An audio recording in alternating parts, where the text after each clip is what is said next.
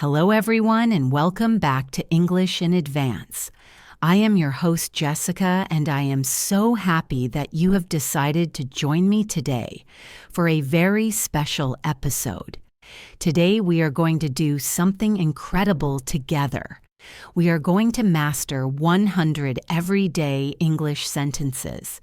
These are the sentences that native speakers use all the time. They are the building blocks of daily conversation. If you want to understand movies, talk to friends, or just feel more confident when you travel, these are the phrases you need to know. We are not just going to list them, we are going to practice them. I will explain exactly when to use them, how to pronounce them, and the little secrets that will make you sound more natural.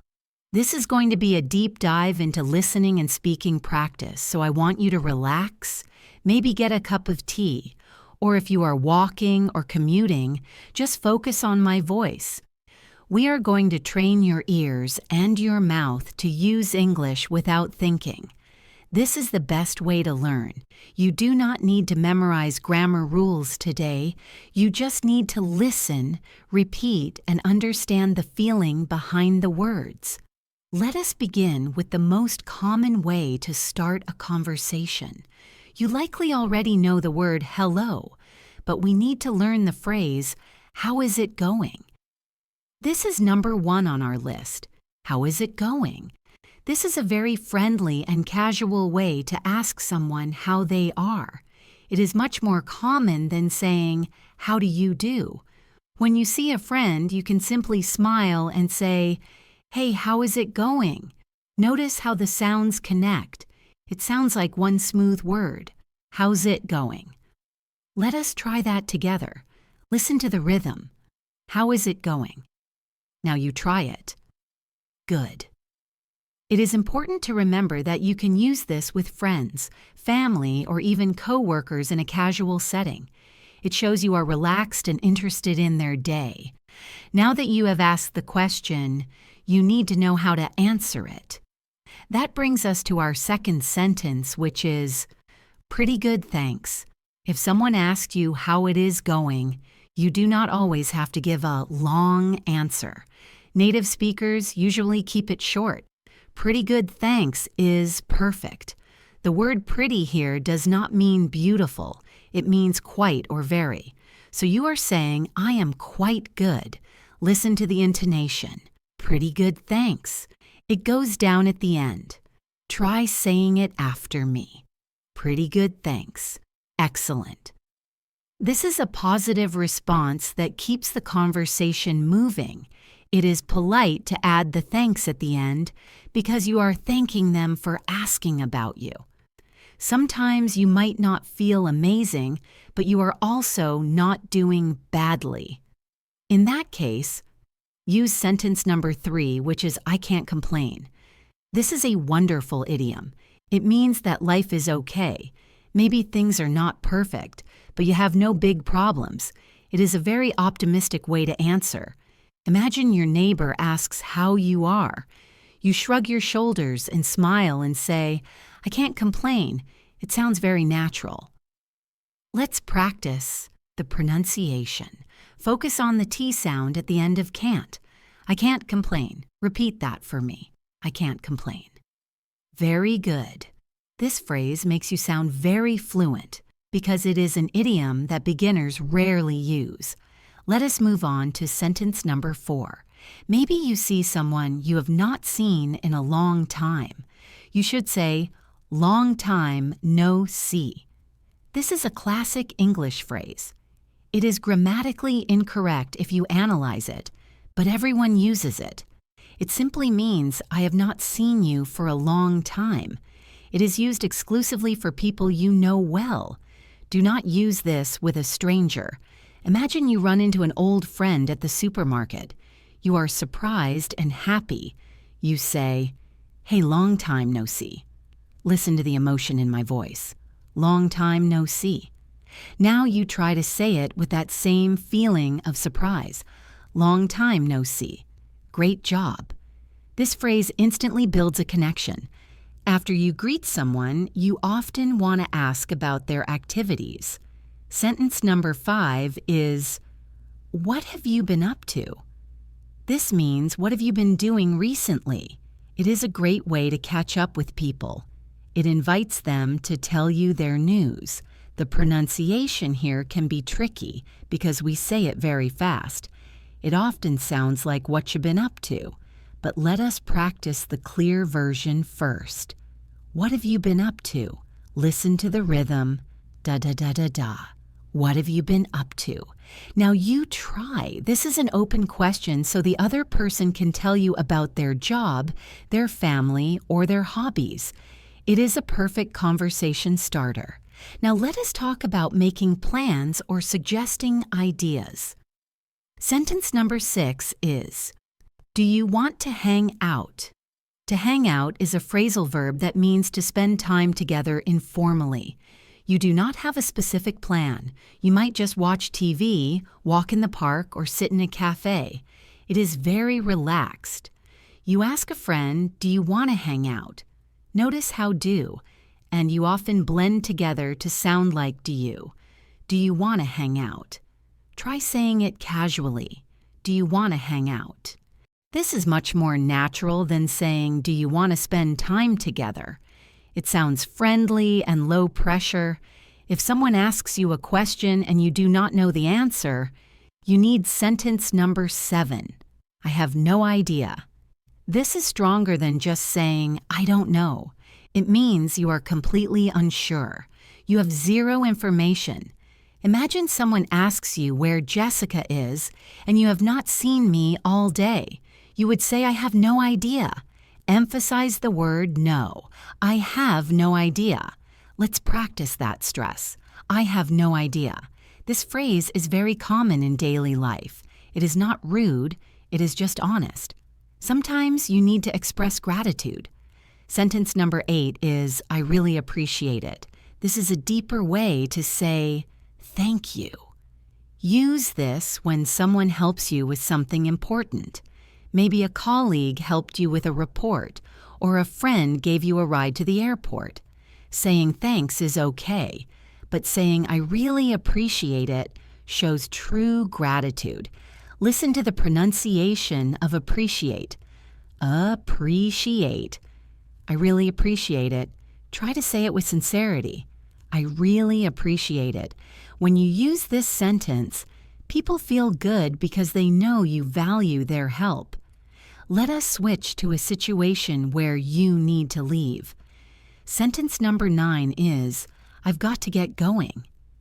This is a polite way to end a conversation. You cannot just walk away. You need to signal that you are leaving. Saying, "I've got to get going" means I have to leave now. It implies you have other things to do, even if you don't say what they are. It softens the exit. Imagine you are talking to a neighbor, but you are late for work. You check your watch and say, "I've got to get going." Notice the flow. "I've got to get going." Repeat after me. "I've got to get going." This is essential for social skills in English. Sentence number 10 is strictly for agreement. That sounds good. When someone makes a suggestion like, "Let's get pizza for dinner," you can reply, "That sounds good." It means you agree and you like the idea. You can also say "That sounds great" or "That sounds fun." The structure is the same. It is a positive reaction. Listen to the melody. "That sounds good. Now you try." It is a very useful phrase because you will use it almost every day to agree with plans. Now let us move into some sentences we use in the morning and during our daily routines. Sentence number 11 is "I overslept." This is something we all do sometimes. It means you slept later than you planned. Maybe your alarm did not go off. You wake up and realize you are late. You call your boss or tell your family, "Oh no, I overslept." It is one word, overslept. It is the past tense of oversleep. Listen closely. I overslept. Try saying it with a little bit of panic in your voice. I overslept. This explains why you are rushing. After you wake up, you might need a boost. Sentence number 12 is I need some coffee. This is a very relatable sentence for many people. It expresses a strong desire or necessity. You can replace coffee with anything else, like water or tea. But in the morning, saying I need some coffee is a cultural staple in many English-speaking countries. It implies you are not fully awake yet. Listen to the stress on the word need. I need some coffee. Now you practice. It is a simple sentence, but it communicates a clear feeling of being tired. Sentence number 13 helps you when you are getting ready. I can't find my keys. Losing things is a common daily frustration. You are looking everywhere. You check your pockets and the table. You say, I can't find my keys. You can change keys to phone or wallet. I can't find my phone. But sticking with the original, listen to the frustration. I can't find my keys. Try to say it as if you are looking around the room. I can't find my keys. This helps you practice the structure I can't find followed by a noun. When you are finally ready to leave the house, you use sentence number 14. I'm heading out. This is similar to I've got to get going, but it is a statement of action. You are standing at the door, opening it, and telling the people in your house that you are leaving right now. I'm heading out. To head somewhere means to go somewhere. So you are saying, I am going out. Listen to the casual tone. I'm heading out. Repeat it. I'm heading out. It is a great phrase to announce your departure. If you are running late, you need sentence number 15. I'm running a bit late. This is a polite way to inform someone that you will not arrive on time. Maybe you text this to a friend or call your office.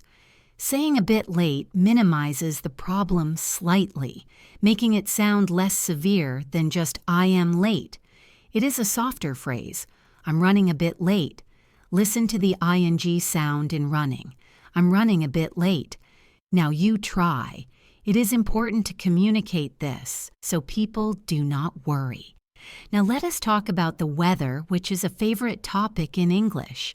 Sentence number 16 is, it's freezing out there. Use this when it is very, very cold. You walk inside from the outdoors, you rub your hands together, and you say, it's freezing out there. Freezing literally means turning to ice, but we use it to mean extremely cold.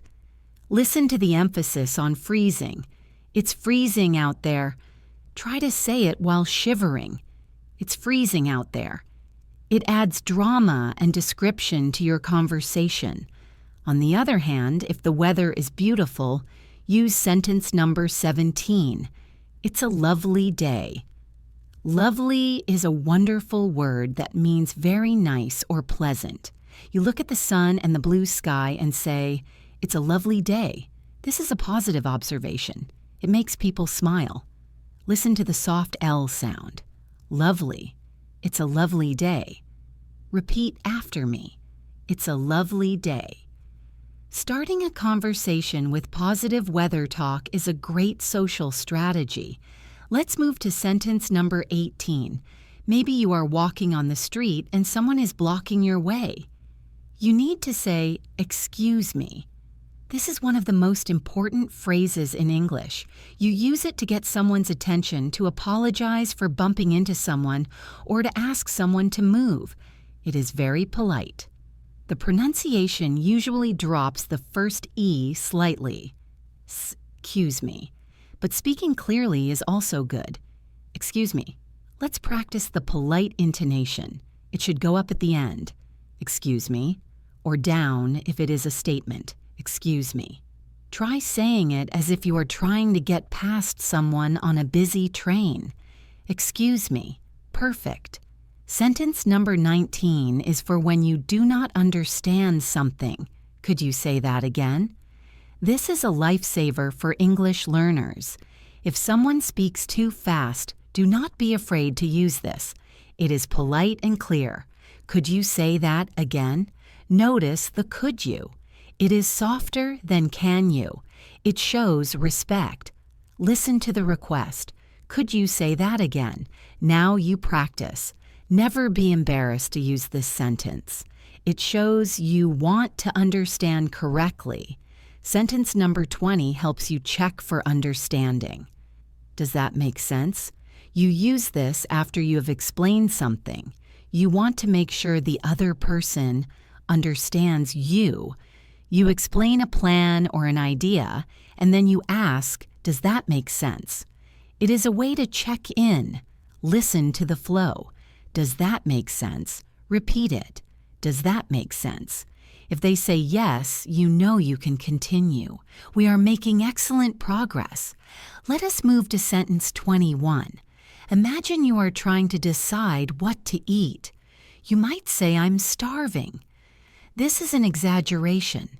You are not actually dying of hunger, but you are very hungry. It is much more expressive than just saying, I am hungry. When you skip lunch and it is dinner time, you say, I'm starving. Listen to the long A sound in starving. I'm starving. Try to say it with a feeling of hunger. I'm starving. This signals that you want food immediately. Sentence 22 is useful when you are offering something. Here you go. You use this when you hand an object to someone. If someone asks for a pen, you give it to them and say, here you go. If you serve someone food, you say, here you go. It is a verbal gesture that accompanies the physical action. Listen to the connection. Here you go. Now you try. It is polite and fills the silence when passing items. Sometimes things go wrong. Sentence 23 is, my phone died. This means your phone ran out of battery. It is not broken forever, it just has no power. In modern life, we use this sentence very often. I cannot call you because my phone died. Listen to the simple structure. My phone died. Repeat it. My phone died. It is a quick explanation for why you were unreachable. Sentence 24 is for when you are confused. I don't get it. To get something often means to understand it. So if you hear a joke and you do not laugh, you can say, I don't get it. If someone explains a complex math problem and you are lost, you say, I don't get it. It is casual and honest. Listen to the linking. Don't get it. The T in don't is often silent or stopped. I don't get it. Now you practice. This is better than saying, I do not understand, because it sounds more like a native speaker. Sentence 25 is a great way to agree enthusiastically. I'm in. If your friends suggest going to the movies or taking a trip and you want to join, you simply say, I'm in. It means count me in. I want to participate. It is short and energetic. Hey, we are going for tacos. I'm in. Listen to the excitement. I'm in. Repeat after me. I'm in. It is a definitive yes. Now let us take a small breath. We have covered 25 amazing sentences so far. I hope you are repeating them out loud. It is the physical act of speaking that builds muscle memory. Let us continue with more phrases that will help you navigate your day. Sentence number 26 is it doesn't matter. You use this when something is not important or you do not want to choose. If someone asks, do you want the red cup or the blue cup, and you do not care, you say, it doesn't matter. It relieves pressure. It means the outcome is fine either way. Listen to the double T in matter. In American English, it sounds like a soft D mad dare. It doesn't matter. Try saying it with a shrug. It doesn't matter. Sentence 27 is very polite. After you. You use this when you are at a door or an elevator with someone else. You want to let them go first. You step back, gesture with your hand, and say, after you.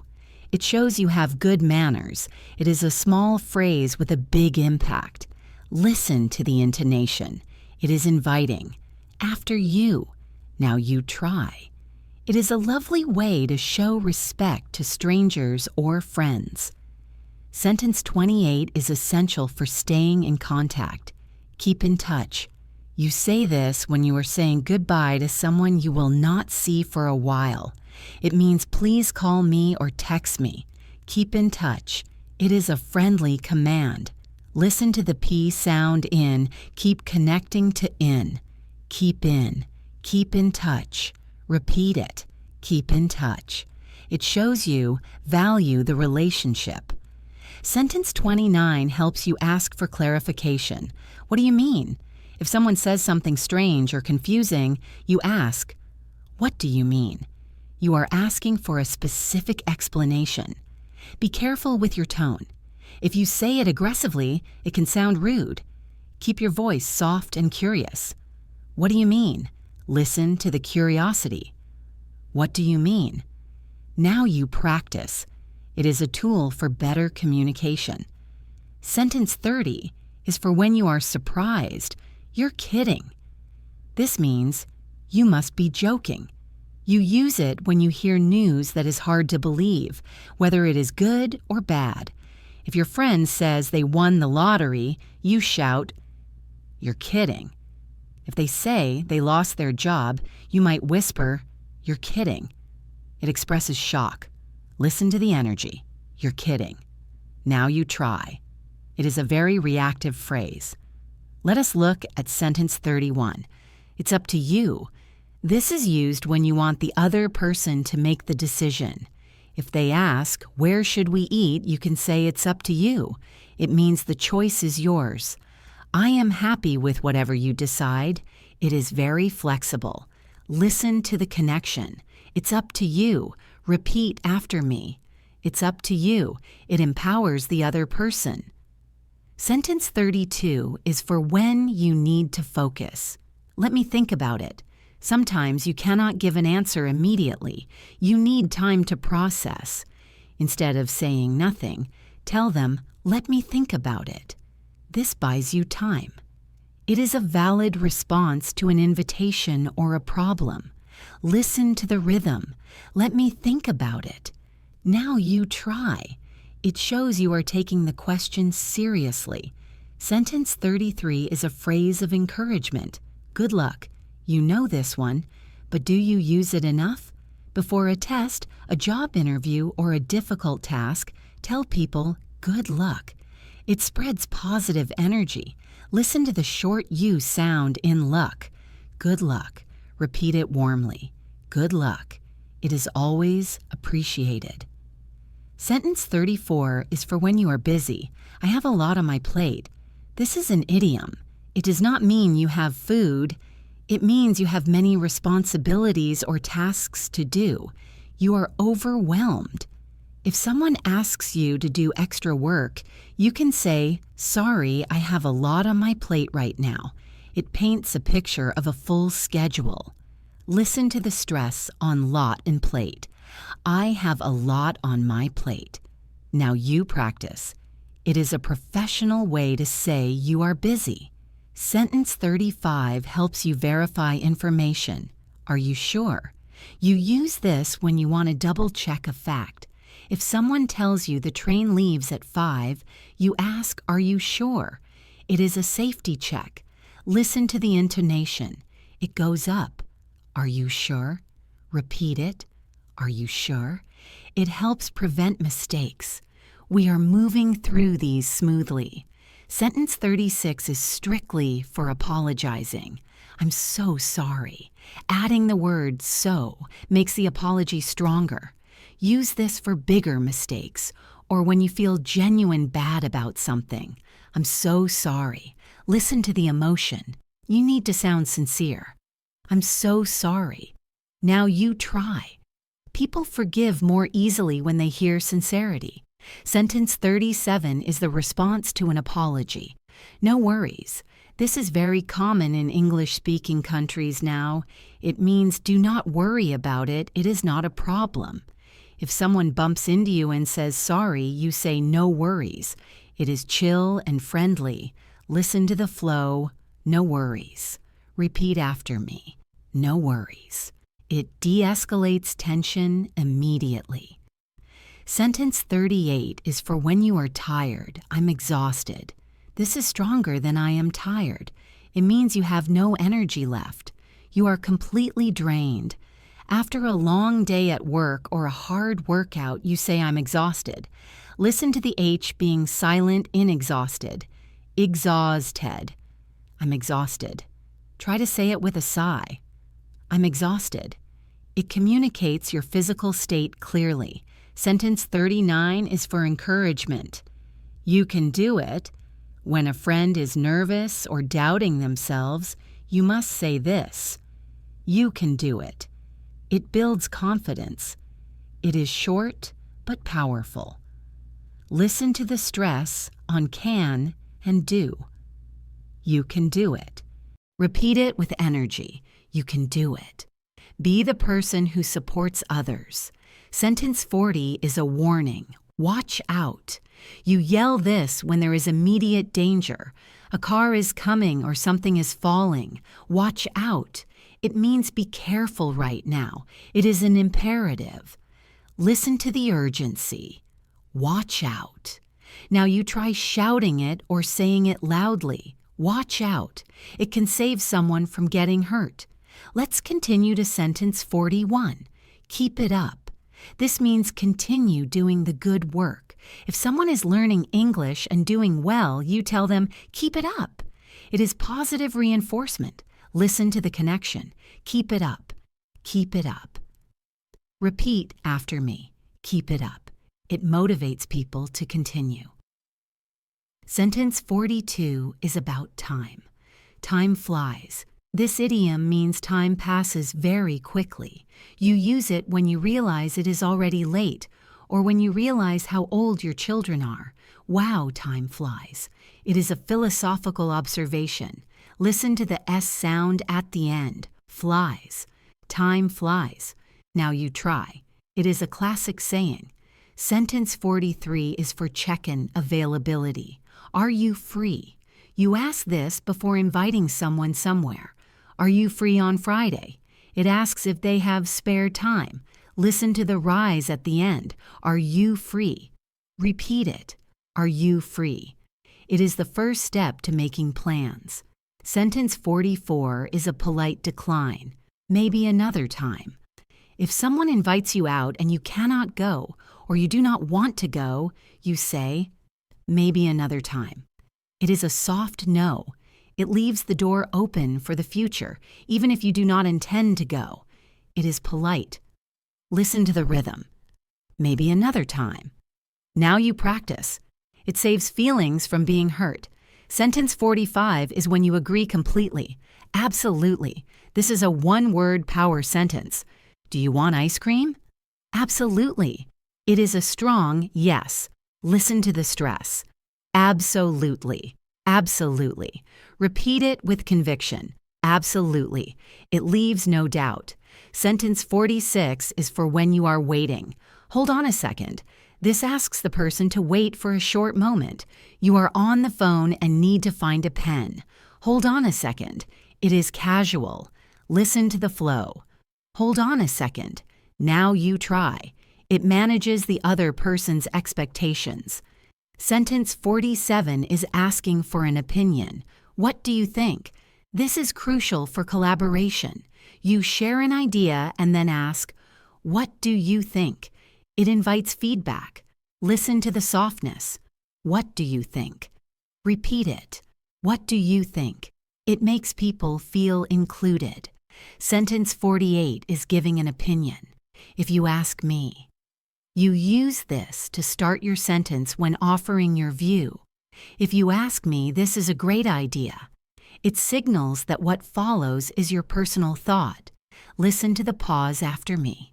If you ask me. Now you practice. If you ask me. It is a good transition phrase. Sentence 49 is about understanding. I see your point. This means you understand their argument or perspective, even if you do not agree fully. It validates them. I see your point. Listen to the stress on see and point. I see your point. Repeat after me. I see your point. It is respectful in a debate. And finally, for this first section, sentence number 50. Let's call it a day. This is a fantastic idiom. It means, let us stop working for today. You are at the office. It is 6 p.m. Everyone is tired. You say, let's call it a day. It signals the end of work. Listen to the phrase as a whole. Let's call it a day. Now you try. Let's call it a day. It is a satisfying phrase to say when you are ready to go home. We have now covered 50 sentences. That is half of our goal. I want you to take a moment to appreciate how much you have just practiced. You have practiced greetings, morning routines, emotions, making plans, and politeness. These are not just words on a page. These are tools for your life. When you use these phrases, you sound less like a textbook and more like a real person. Now let us continue our journey. We are going deeper. We are going to look at sentences that help you navigate more specific situations, like travel, money, health, and how to be a wonderful host. These are the phrases that take you from being a student of English to feeling like a natural speaker. Remember, our goal is not just to memorize words. It is to feel comfortable using them. Let us jump right in with sentence number 51. I am on my way. This is the perfect follow-up to making plans. When you are actually traveling to meet someone, you text or call them and say, I am on my way. It reassures them that you have left your house and you are moving toward them. It is very common to shorten this in spoken English to I'm on my way. Listen to the smooth connection between I'm and on. I'm on my way. Imagine you are meeting a friend at the cinema. You are in the taxi. You send a quick voice message saying, hey, I'm on my way. Try saying it with a sense of movement. I'm on my way. It is a promise that you will be there soon. Now, what if the other person is rushing? You might want to use sentence number 52, take your time. This is a very kind and polite phrase. It means there is no need to hurry. I am happy to wait. If your friend calls you and says, I am running late, instead of getting angry, you can say, no problem, take your time. It relieves their stress immediately. Listen to the stress on the word time. Take your time. It sounds relaxed. Try saying it nicely. Take your time. This phrase shows that you are patient and understanding. Sometimes we get upset about small things. Sentence number 53 is excellent advice for yourself or others. It is not worth it. This means the result does not justify the effort or the anger. Maybe you want to argue with a stranger on the internet or you are angry about a small mistake. You should tell yourself it's not worth it. It means let it go. Save your energy. Listen to the TH sound in worth. It is a soft sound. Worth. It's not worth it. Practice saying it as if you are giving advice to a friend who is angry. It's not worth it. This phrase helps you prioritize what is truly important. If someone is very emotional, perhaps crying or panicking, you might hear sentence number 54. Pull yourself together.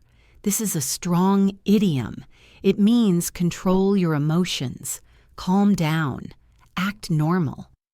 You usually say this to a close friend who is falling apart over something manageable. It can be a bit harsh if you say it to a stranger, so be careful. Use it with people you know well. Pull yourself together. Listen to the rhythm. Pull yourself together. Try saying it firmly. Pull yourself together. It is a call to action to find strength. Sentence number 55 is crucial for social interactions. Don't take it personally. We use this when we criticize someone or give bad news, but we want them to know it is not an attack on their character. For example, if you cannot come to my party because you are busy, you might say, "I can't come." Please don't take it personally. It means the reason has nothing to do with you. It is about the situation. Listen to the flow. Don't take it personally. Repeat after me. Don't take it personally. It protects relationships from misunderstanding. A similar phrase is sentence number 56. No offense. People often say this before they say something that might be rude or controversial. They are warning you. No offense, but I don't like your shoes. It is a way to soften the blow of a negative opinion. You will hear this a lot in casual debates.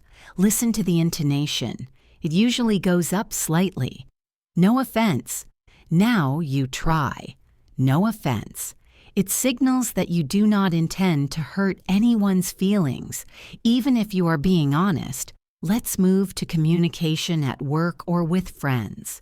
Sentence number 57 is, let me know.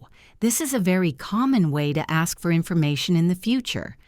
Instead of saying, tell me later, which sounds bossy, you say, let me know. If you are inviting someone to dinner and they are not sure, you say, let me know if you can make it. It is polite and open. Listen to the connection. Let me know.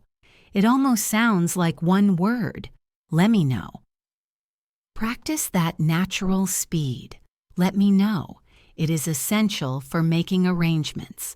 Sentence number 58 is for when you want to take responsibility. I'll handle it.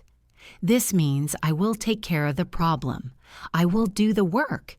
If your boss asks who can fix the printer, you can raise your hand and say, I'll handle it. It shows confidence and competence. It makes you look like a leader. Listen to the H sound. Handle. I'll handle it.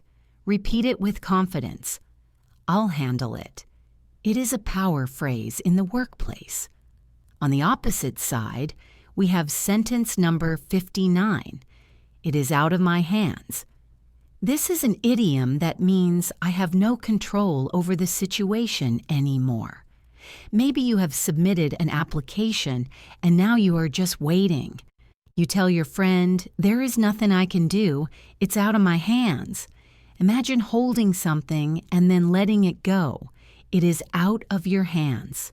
Listen to the S at the end of hands. It sounds like a Z. Hands. It's out of my hands. Now you try. It is a good way to accept a situation you cannot change. Sentence number 60 helps you stay informed. Keep me posted. This is a casual way to say, keep me informed or give me updates. If your friend is going for a job interview, you say good luck and keep me posted. You want to know what happens. It implies a continuous story. Listen to the T in posted. Keep me posted. Repeat after me. Keep me posted. It shows you are interested in the outcome. Now let us talk about health. Sentence number 61 is very standard. Get well soon. You say this to anyone who is sick or injured. You can write it in a card, send it in a text, or say it over the phone. Get well soon. It is a fixed phrase. We do not usually say, become good quickly. We say, get well soon. Listen to the W sound. Well, get well soon. Now you practice. It is a simple act of kindness. Sentence 62 is a wonderful idiom for describing sickness. I feel under the weather. This means you do not feel well. You are not dying, but maybe you have a headache, a cold, or you are just tired. It is a gentle way to say you are sick. I can't come to work today. I'm feeling a bit under the weather. It paints a picture of being physically low. Listen to the TH sound in weather. Under the weather. Repeat it.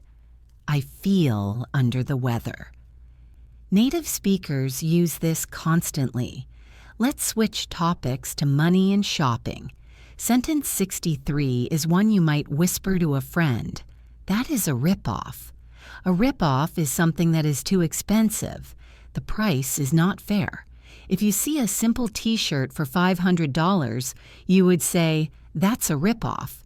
It is slang, so use it in casual situations. Listen to the link. Ripoff. That's a ripoff. Try saying it with a look of disbelief. That's a ripoff. It helps you talk about value. When you are at a restaurant with friends, sentence 64 is very generous. It is on me. This means I will pay the bill. You are treating the other person. If you invite a friend for coffee, when the waiter comes, you can smile and say, "Don't worry, it's on me." It is a lovely gesture. Listen to the stress. It is usually on the word on. It's on me. Now you try. It makes you sound like a very generous friend. However, sometimes you want to share the cost. That is sentence 65. Let's go Dutch. This is a cultural idiom that means everyone pays for themselves. You split the bill evenly or pay for exactly what you ate. It is very common on dates or casual lunches. Let's go Dutch. It prevents arguments about money. Listen to the CH sound at the end. Dutch. Let's go Dutch. Repeat after me. Let's go Dutch. It is practical and fair. Now imagine you are inviting people into your home. Sentence 66 is the ultimate welcome. Make yourself at home. This tells your guests to relax. They can sit on the sofa, take off their shoes, and feel comfortable. You are removing the formality. Make yourself at home. Listen to the warmth in the phrase. You want to sound inviting. Make yourself at home. Now you practice. It puts your guests at ease immediately. Sentence 67 often goes with the previous one. Help yourself. You say this when you offer food or drink. You point to the fridge or the snack table and say, "Help yourself." It means they do not need to ask for permission. They can take what they want. It is very hospitable. Listen to the F sound at the end. Self. Help yourself. Repeat it. Help yourself. It creates a relaxed atmosphere. If you are the one shopping, you might need sentence 68. I am just looking. This is the phrase you use when a shop assistant asks if you need help, but you do not want to buy anything yet. You are just browsing. No thanks, I'm just looking. It is polite but firm. It tells them to leave you alone for a moment. Listen to the ing sound. Looking, I'm just looking. Now you try. It stops the pressure of a salesperson. If you do want to buy something but it does not fit, use sentence 69. Do you have this in a different size? This is a practical question. Maybe the shirt is too small or too big. You hold it up and ask, "Do you have this in a different size?" You can also say, "Do you have this in a medium?" Practice the question structure. Do you have this? Listen to the rhythm. Do you have this in a different size? Now you try. It helps you get exactly what you need. Sentence number 70 returns to the topic of money. It costs an arm and a leg. This is a funny but common idiom. It means it is extremely expensive. It is the opposite of cheap. A luxury car costs an arm and a leg. You are saying the price is painful, like losing a limb. Listen to the connection, arm and a. It costs an arm and a leg. Repeat after me. It costs an arm and a leg. It adds color to your descriptions. Now let us look at the end of the day. Sentence 71 is sleep tight. This is a cute way to say sleep well. Parents say it to children, but couples and friends say it too. Good night, sleep tight. It implies a safe and deep sleep. Listen to the T sounds. Sleep tight. Now you try. It is a very cozy phrase to end the day. On the flip side, for the morning, we have sentence 72. Rise and shine. This is a cheerful command to wake up. You open the curtains, let the sunlight in, and say rise and shine. It means get out of bed and be happy. It is energetic. Listen to the rhyme like quality. Rise and shine. Repeat it with energy. Rise and shine. It is a positive way to start the day. Sentence 73 is about the future. I am looking forward to it. This means you are excited about a future event. If you have a holiday planned next week, you say I'm looking forward to it. It implies anticipation and happiness. We use this in business emails and casual chats. I look forward to meeting you. Listen to the phrasal verb, look forward to. I'm looking forward to it. Now you practice. It shows enthusiasm. Sentence 74 is a call to action. Let's get started. You use this when you are ready to begin a meeting, a lesson, or a project. Enough talking. Let's work. Let's get started. It focuses everyone's attention.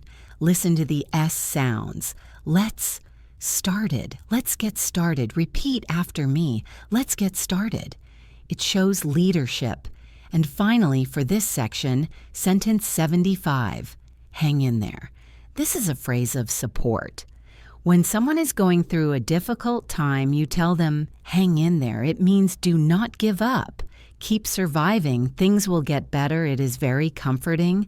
Listen to the visual image. Hanging on, hang in there. Now you try saying it with empathy. Hang in there. It can mean a lot to someone who is struggling. We have now covered 75 sentences.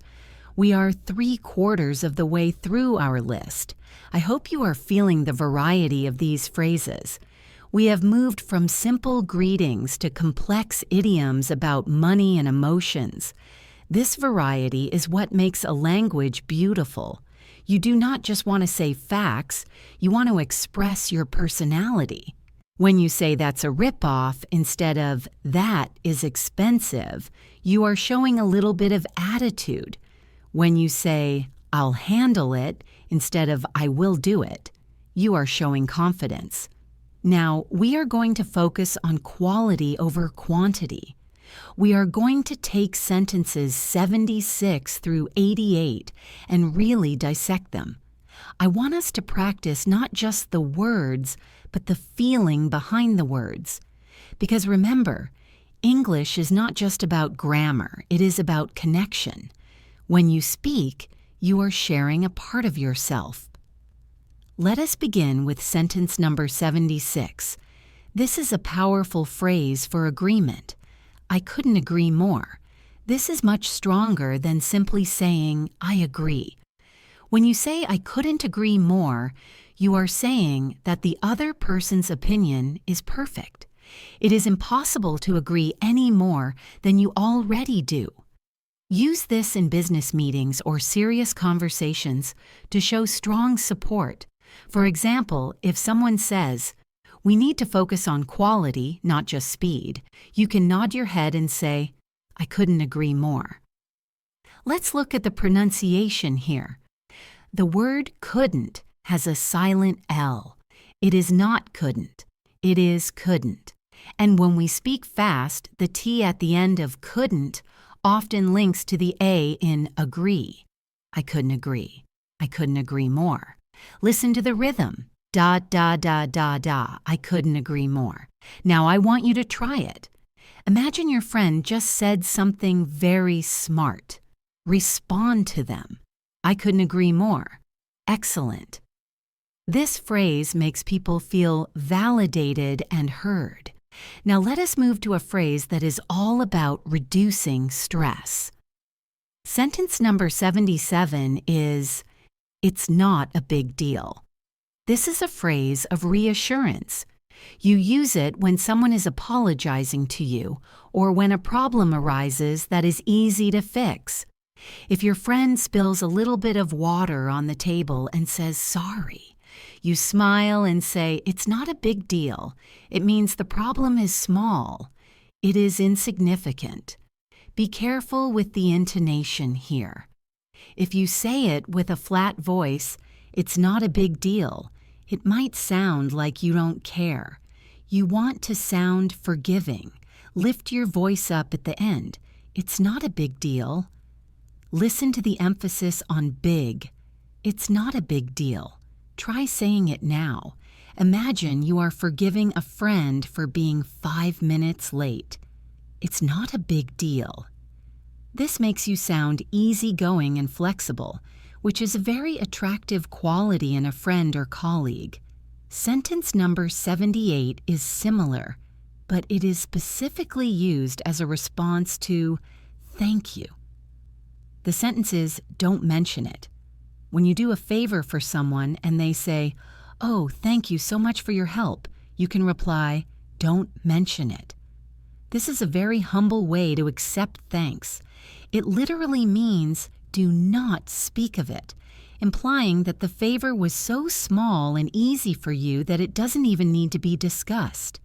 It is much more casual and friendly than saying, you are welcome. Listen to the T sound in mention. It sounds like shush. Mention. Don't mention it. And the T at the end of don't is usually stopped. Don't mention it. Let's practice the flow. Don't mention it. Now you try. Thanks for the coffee, Jessica. Don't mention it. See how natural that sounds? It keeps the conversation moving smoothly without making a big drama out of a small kindness. Now let us talk about being busy. We learned, I have a lot on my plate earlier. Here is another variation for sentence number 79. I'm swamped. This is a very descriptive word. A swamp is a wet, muddy area of land where you can get stuck. When you say I'm swamped, you are saying you are stuck in work. You are drowning in tasks. It is very common in office culture. Can you come to lunch? No, I can't. I'm swamped. Focus on the pronunciation of swamped. It ends with a T sound, even though it is spelled with ed. Swamp tea. I'm swamped. Try to say it with a little bit of stress in your voice, like you are looking at a huge pile of paperwork. I'm swamped. This phrase is great because it explains why you are unavailable without needing to give a long list of reasons. People instantly understand that you are under pressure. Sentence number 80 is vital for maintaining relationships. Let's keep in touch. We learned keep in touch earlier, but adding let's makes it a shared suggestion. It is often used at the end of a conversation with someone you met at a networking event or a friend you haven't seen in a while. It puts the responsibility on both of you. It was great seeing you. Let's keep in touch. The tricky part here is the linking. Let's flows into keep. Let's keep. And keep flows into in. Keep in. Let's keep in touch. Listen to the melody. Let's keep in touch. Now you practice. Imagine you are saying goodbye to a former colleague. Shake their hand and say, let's keep in touch. It leaves the door open for future opportunities. Sentence number 81 is the modern way to follow up on that. I'll text you. 20 years ago, we would say, I'll call you. But today, especially for small information or casual plans, we say, I'll text you. It is less intrusive than a phone call. If you make a plan to meet at 7 p.m., you say, okay, I'll text you when I leave my house. Listen to the X sound in text. Text seat. It is a cluster of consonants. Text you. Often, the T at the end of text blends with the Y in you to make a chi sound. Text-a-chew. I'll text you. Listen closely to that native blend. I'll text you. Now you try. It sounds very current and natural. Don't worry about the address, I'll text you. Sometimes we need to interrupt people or ask for a favor that might be annoying. Sentence number 82 is perfect for this. Sorry to bother you. This is the gold standard of politeness. You knock on your boss's door. Sorry to bother you. Do you have a minute? You approach a stranger on the street to ask for directions. Sorry to bother you, where is the station? It acknowledges that you are interrupting their time. The pronunciation of bother has a voiced TH sound, like mother or father. Bother. Sorry to bother you. Make sure your tone matches the words.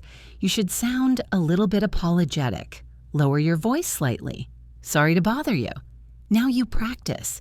Using this phrase immediately makes people more willing to help you because you have shown respect for their time. Speaking of help, sentence number 83 is a common way to ask for it. Can you give me a hand? This is an idiom. You are not asking for their physical hand to be detached. You are asking for assistance, usually with a physical task like moving a table or carrying groceries. This box is heavy, can you give me a hand? However, you can also use it for non-physical things like, can you give me a hand with this report? Listen to the linking, give me a, gimme I. Can you give me a hand? The H in hand is soft. Can you give me a hand? Now you try. It sounds much friendlier and more collaborative than saying, help me. Hey, can you give me a hand for a second? It suggests a quick, easy interaction. Now, let's look at decision making. Sentence number 84 is, make up your mind. To make up your mind means to decide. This phrase can be a little bit impatient if you say it aggressively. Come on, make up your mind. But it can also be neutral. I can't make up my mind means I can't decide. If you are waiting for a friend to choose a restaurant, you might say playfully, you need to make up your mind. Focus on the connection between make and up. Make up your mind. Try saying it in two ways. First, imagine you are frustrated. Make up your mind. Now imagine you are just chatting with yourself. I need to make up my mind. It is a very useful phrase for describing the process of choosing. What if you haven't decided yet? Then you need sentence number 85. It's up in the air. This is a fantastic idiom.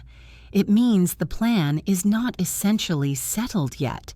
It is floating around like a balloon. Are you going on holiday this summer? I don't know. It's all up in the air. It means nothing is confirmed. Listen to the linking sounds. Up in the air, up in the air. It flows like one long word. It's up in the air. Now you practice. Use this when you want to express uncertainty without saying, I don't know. It sounds much more sophisticated. My schedule for next week is still up in the air. Sentence number 86 is used to check progress. So far, so good. This is a very rhythmic, idiomatic phrase. It means that up until this point in time, everything is going well. You use it in the middle of a project or an event. How is your new job? Well, I have only been there 2 days, but so far, so good. It implies cautious optimism. Listen to the rhythm. It is 2 equal beats. So far, so good. So far, so good. Now you try. It is a very safe and positive answer to give when someone asks, how is it going regarding a specific task? How is the script writing coming along? So far, so good. Sometimes we are late, or we do things later than we should. Sentence number 87 is a proverb we use to excuse this. Better late than never. This means it is better to arrive late or do something late than to not do it at all. If your friend arrives at your birthday party an hour late, they might say, sorry, I'm late. You can smile and say, better late than never. It creates a forgiving atmosphere. Listen to the intonation. We usually stress late and never. Better late than never. Try saying it with a smile. It is a phrase of acceptance. I finally started learning English at age 40. Better late than never. It is a positive spin on delay. Finally, for this section, sentence number 88. I'm on the fence. This is another idiom about decision-making. Imagine a fence dividing two gardens. You are sitting on top of the fence, not in Garden A and not in Garden B. You are undecided. Do you want to buy the red car or the blue car? I don't know. I'm on the fence. It means you see the benefits of both sides. Listen to the pronunciation of fence. It ends with a clean S sound. Fence.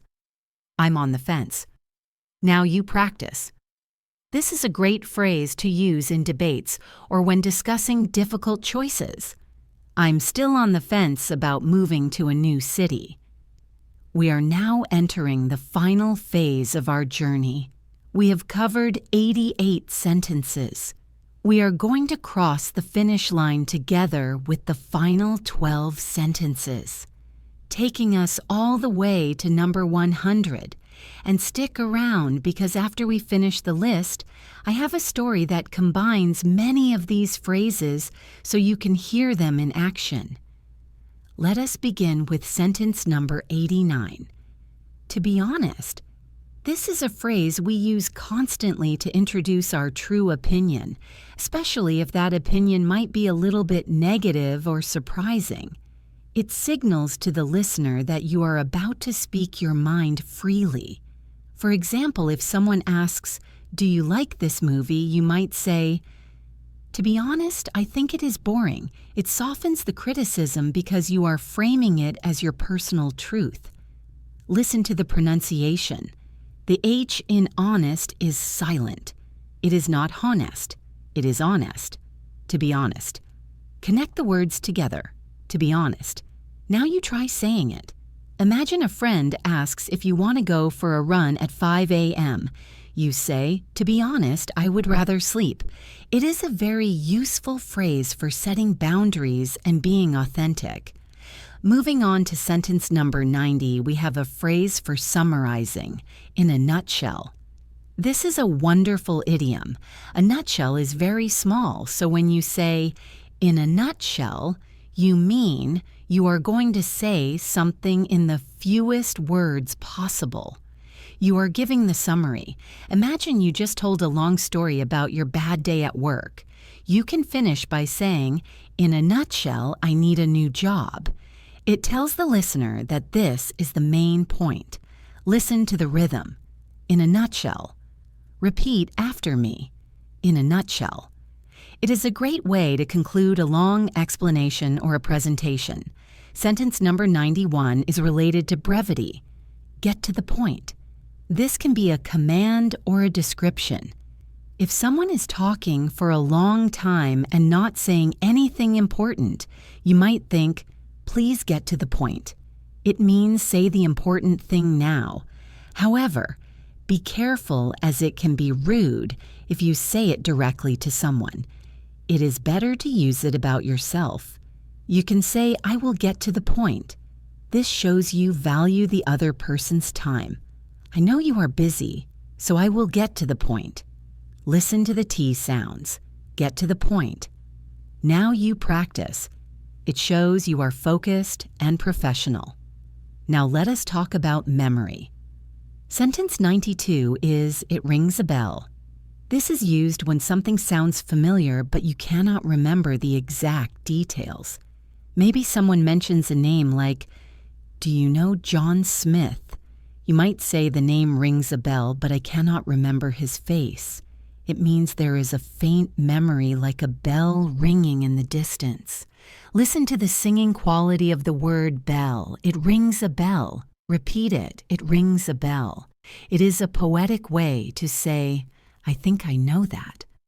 On the opposite side, if you forget something completely, use sentence 93.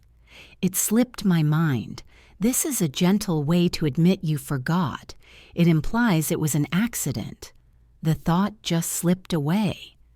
If you forgot your friend's birthday, do not just say, "I forgot."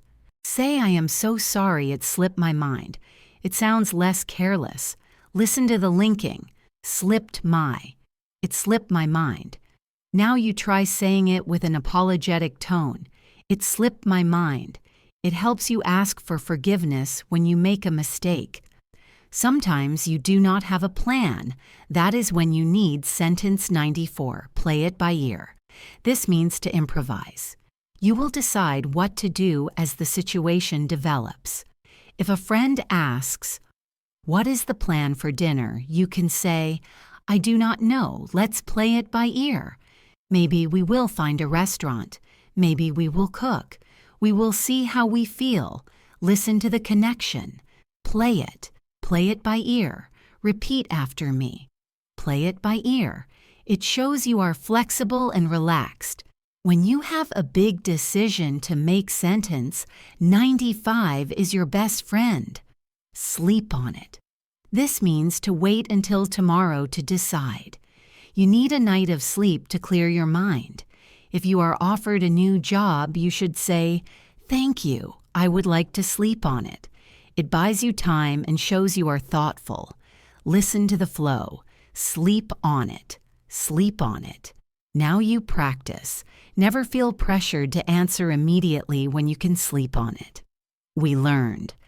Let's call it a day earlier, which means to finish work. Sentence 96 is similar, but for social situations.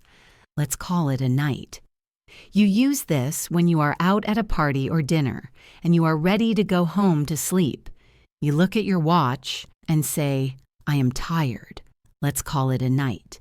It signals the end of the evening. Listen to the T sound at the end. Night. Let's call it a night. Repeat it. Let's call it a night. It is the perfect way to exit a party gracefully. If someone else is leaving, especially for a trip, use sentence 97, safe travels. This is the modern standard way to say goodbye to someone traveling. It is short, warm, and caring. Whether they are driving to the next city or flying across the ocean, you say safe travels. Listen to the S on the end of travels. Safe travels. Now you try. It is much warmer than just saying goodbye. Sentence 98 is pure encouragement. Keep up the good work. You say this to a colleague, a student, or a friend who is doing something well. It motivates them to continue. If your child cleans their room, you say keep up the good work. It reinforces positive behavior. Listen to the P and keep linking to up. Keep up. Keep up the good work. Repeat after me. Keep up the good work. It makes you a supportive person to be around. We are almost there. Sentence 99 is a big expression of gratitude. Thanks a million. This is a fun and enthusiastic way to say thank you very much. A million is a big number, so your thanks are big too. Thanks a million for your help. Listen to the energy. You cannot say this sadly. You must smile. Thanks a million. Now you try.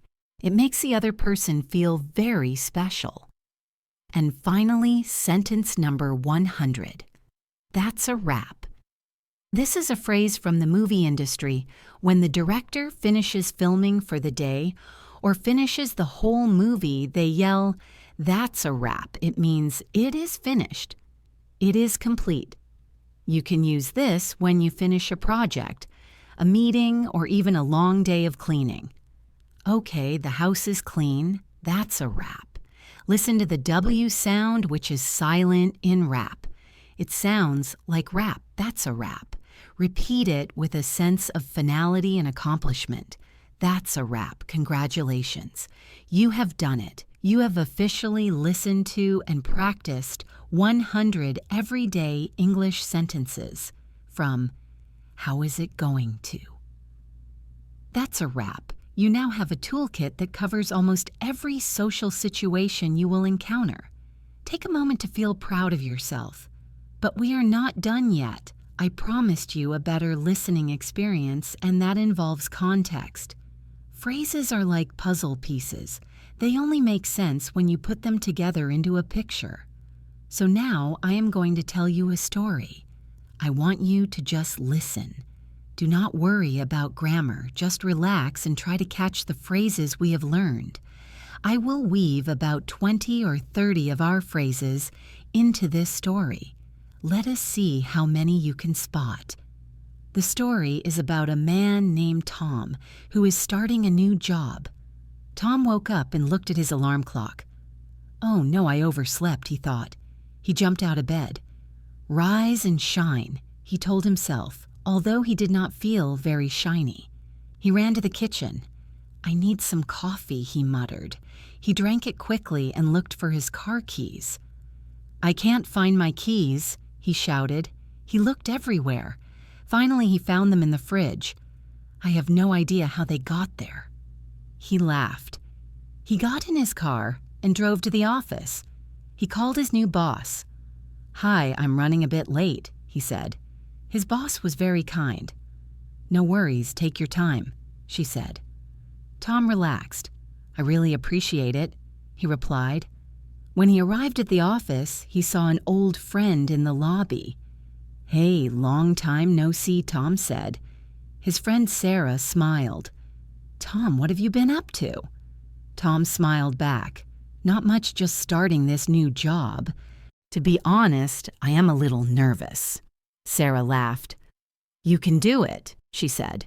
Break a leg. Tom went to his desk. His computer was not working.